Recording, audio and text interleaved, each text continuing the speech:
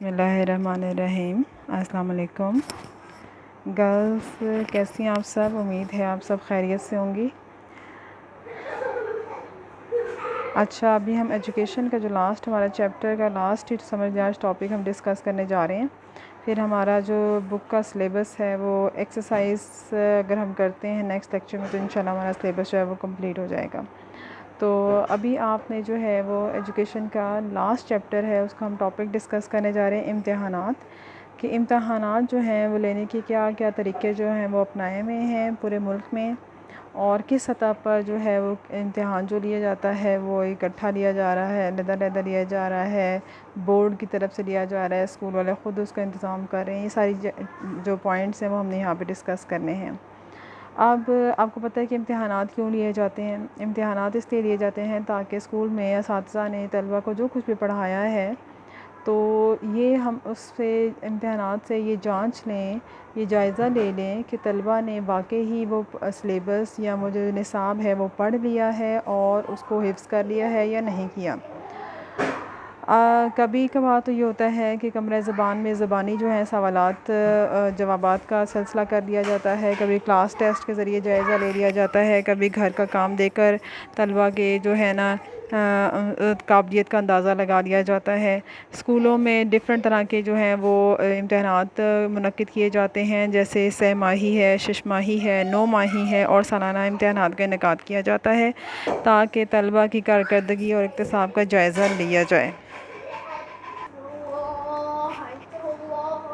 اچھا، اب اس میں جو ہے وہ ہم دیکھتے ہیں کہ مختلف جو امتحانات لینے کا طریقہ کار ہے اسی کو اپناتے ہوئے جو ہے طلبہ اگر اس میں پاس ہو جاتے ہیں امتحانات میں تو پھر ان کو اگلی جماعت میں جو ہے وہ ترقی دینے کا فیصلہ کر لیا جاتا ہے، اور پھر ان کی جو کارکردگی ہے اس کا باہمی موازنہ بھی کیا جاتا ہے، پرسنٹیج نکالی جاتی ہے، پوزیشنز نکالی جاتی ہیں، اور جو قابل طلبہ اور طالبات ہوتی ہیں ان میں انعامات بھی تقسیم کیے جاتے ہیں۔ ہمارے ملک میں ہزاروں کی تعداد میں جو ہے تعلیمی ادارے کام کر رہے ہیں، اور ان تعلیمی اداروں میں لاکھوں کی تعداد میں جو طلبہ ہیں وہ زیر تعلیم ہیں۔ معیار تعلیم جو ہے وہ یکسانیت اور تمام طلبہ کو یکساں تعلیمی مواقع کی فراہمی کے لیے ضروری ہے کہ ایک ہی سطح پر جو ہے وہ ہم جو ہیں وہ یہاں ایک ہی درجے کی تعلیم حاصل کرنے والے طلبہ کے لیے ایک ہی معیار کا جو ہے نا وہ امتحان منعقد کیا جا سکے۔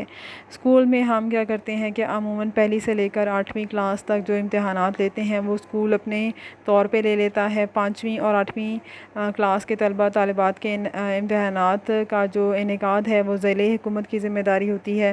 میٹرک اور انٹرمیڈیٹ کی سطح پر امتحان لینے کے لیے علیحدہ امتحانی بورڈز قائم ہیں، جبکہ یونیورسٹیاں جو ہیں وہ اعلیٰ سطح کے تعلیمی امتحانات جو ہیں وہ منعقد کرواتی ہیں جس میں ڈگری پروگرام ہمارے شامل ہیں۔ پھر ہمارے پاس آتا ہے federal board of intermediate and secondary education.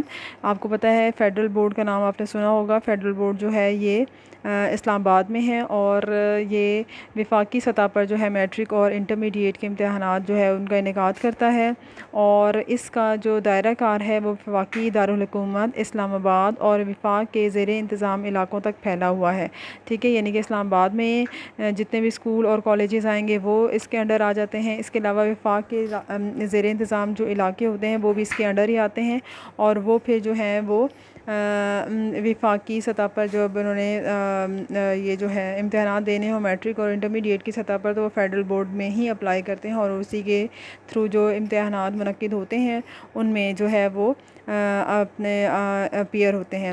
یہ بورڈ بیرون ملک پاکستانی جو اسکول اور کالج قائم ہیں ان کے بھی جو میٹرک اور انٹرمیڈیٹ کے امتحانات ہیں وہ لیتا ہے، اور ان کا انعقاد متعلقہ ملک میں قائم پاکستانی سفارت خانے کے تعاون سے کیا جاتا ہے۔ صوبائی board of intermediate and secondary education جو صوبے کی سطح پر کام کر رہے ہیں، یہ وفاق کی طرح جو ہے وہ میٹرک اور انٹرمیڈیٹ کے امتحانات کے انعقاد کرتا ہے۔ یہ بورڈ جو ہے وہ اپنے دائرہ عمل میں وہی ذمہ داریاں اور فرائض سر انجام دیتا ہے جو وفاقی بورڈ اپنے علاقے میں کرتا ہے۔ صوبوں میں یہ بورڈ کا کالعدم انتظامی ڈویژنوں کی سطح پر قائم کیے گئے ہیں پنجاب میں ان بورڈوں کی تعداد 8 اور صوبہ خیبر پختونخوا میں 6، صوبہ سرحد میں 7 اور صوبہ بلوچستان میں 1 ہے۔ اب یہ جتنی بورڈوں کی تعداد دی ہوئی ہے نا صوبائی سطح پر، یہ امپورٹنٹ ہے MCQs کے لیے۔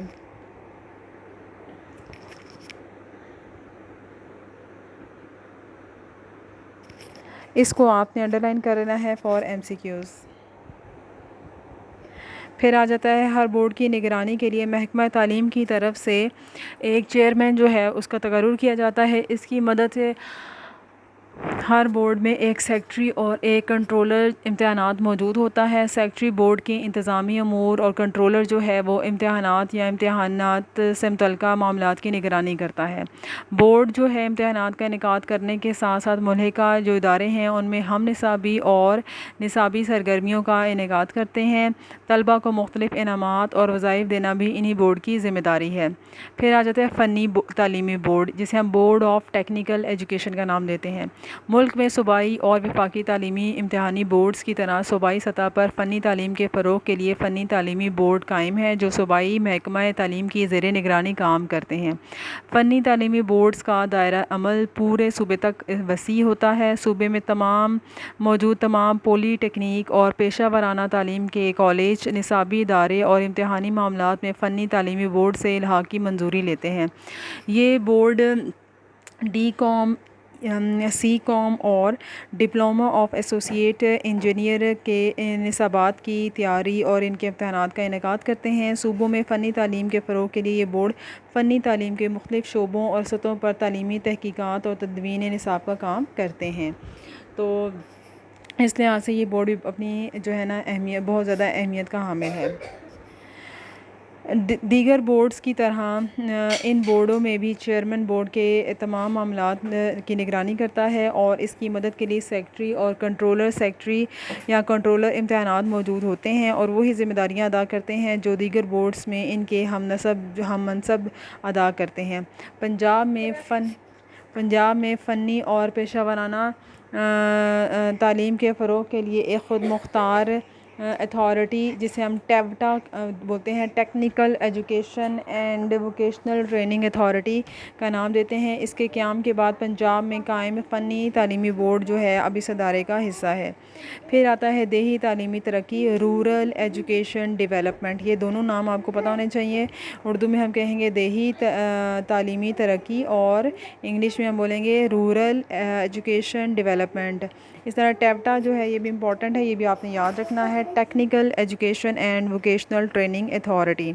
اب دیکھیں دیہی تعلیمی ترقی میں اگر ہم دیکھتے ہیں تو کسی بھی ملک کی ترقی کا معیار اس کے شہریوں کے ساتھ ساتھ جو ہے ان کی جو پاکستان کے جو دیہی علاقوں میں لوگ رہتے ہیں ان کی بھی معیار زندگی پر منحصر ہے۔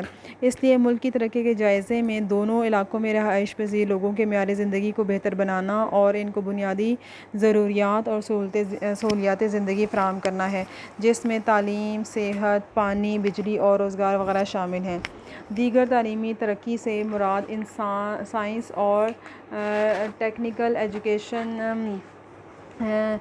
جو ہے اس کی نئی نئی دریافتوں اور ایجادات کو دیہی علاقوں میں استعمال کر کے ان علاقوں میں رہنے والے لوگوں کے معیار زندگی کو جو ہے وہ بہتر بنانا ہے۔ ان علاقوں میں یہ ترقیاتی پروگرام صرف اسی وقت مؤثر ہوتا ہے جب وہاں کے رہنے والے آبادی جو ہے وہ تبدیلی کے عنصر یعنی چینج ایجنٹ کا کردار جو ہے وہ ادا کرتے ہیں۔